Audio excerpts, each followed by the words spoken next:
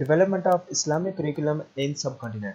مسلمان حکمرانوں کے اندر وقتاً فوقتاً کریکولم کو اسلامی پرنسپلز کے مطابق ڈیولپ کیا جاتا رہا. 13th سینچری میں عربک لینگویج، عربک گرامر اور ارتھمیٹکس کو بہتر بنایا گیا. اس کے ساتھ ساتھ اس دور کی آرٹس اینڈ کرافٹ سکلز کو بھی کریکولم میں شامل کیا گیا. 17th سینچری میں درس نظامیہ کی داغ بیر ڈالی گئی. درس نظامی میں عربی گرامر، فقہ، ایتھکس، اسلامی فلسفی، علم الکلام، میتھمیٹکس اور اسٹرالوجی کو شامل کیا گیا. درس نظامی آج بھی اپنی موڈیفائڈ فارم میں موجود ہے. مغل کنگ اکبر نے بھی کریکولم کو موڈیفائی کیا. اکبر نے ایگریکلچر اور پولیٹیکل ایڈمنسٹریشن کو بھی کریکولم میں شامل کیا. اکبر نے کریکولم کو موڈیفائی کر کے اس کی نیچر کو اسپرچول سے ورلڈلی کر دیا اور ان سبجیکٹس کو بھی شامل کیا جو روزمرہ زندگی میں یوزفل ہوا کرتے تھے.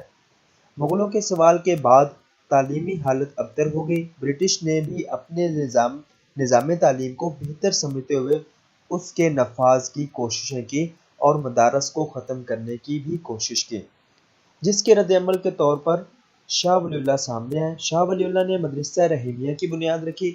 اس مدرسہ میں آپ نے مورل ایجوکیشن پر زیادہ زور دیا. آپ نے مدرسہ کے کریکولم میں قرآن پاک، حدیث، فقہ، عربی زبان، پرشین لینگویج اور مورل ایجوکیشن کو بھی شامل کیا. شاہ ولی اللہ سے انسپائر ہو کر 1866 میں مدرسہ دیوبند کی بنیاد رکھی گئی. اسی طرح 1898 میں ندوۃ العلماء اور 1920 میں جامعہ ملیہ اسلامیہ کی بنیاد رکھی گئی.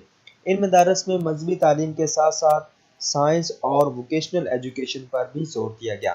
اس سلسلے میں سر سید احمد خان نے تحریک علی گڑھ کی بنیاد رکھی. انہوں نے ماڈرن ایجوکیشن پر زور دیا اور انگلش کے ساتھ ساتھ اسلامی تعلیم کو بھی جاری رکھا.